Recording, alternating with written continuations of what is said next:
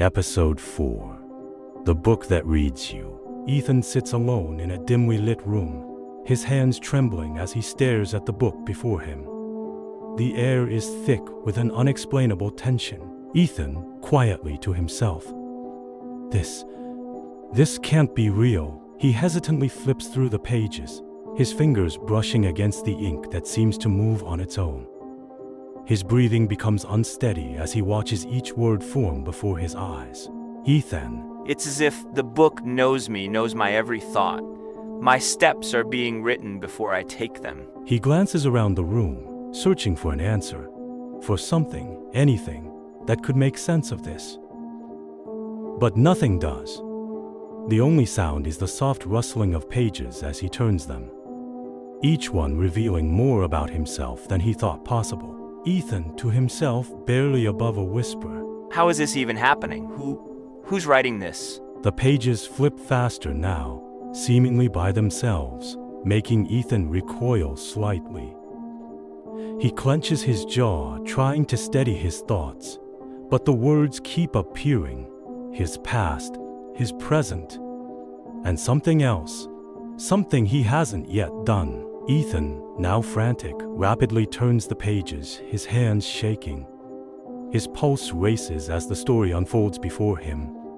Every move he makes, every thought he has, it's all there, written before he even realizes it himself. Ethan, urgent, breathless. This doesn't make sense. What happens when the story ends? He grips the edges of the book tightly, his knuckles turning white.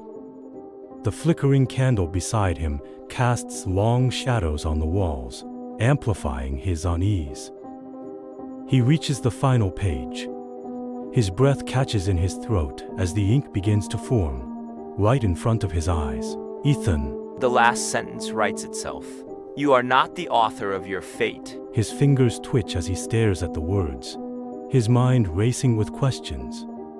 A lump forms in his throat, and for the first time, true fear takes hold of him. Ethan, murmuring to himself.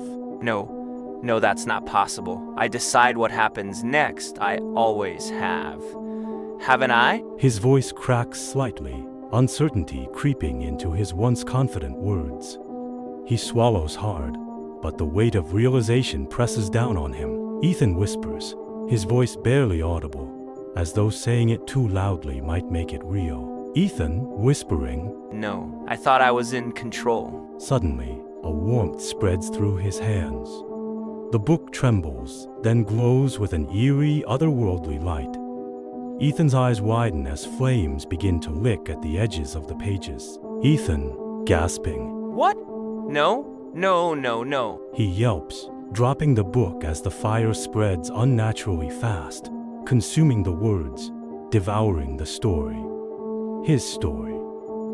The glow intensifies, and the room is swallowed by flickering embers, casting strange shadows that dance across the walls. Ethan. What if I never had control? What if I never had a choice? The fire flickers, then abruptly darkness, silence, and then a voice. A whisper, barely there, yet deafening in its certainty. Voice, whispering. You're not the one turning the pages, Ethan. You never were.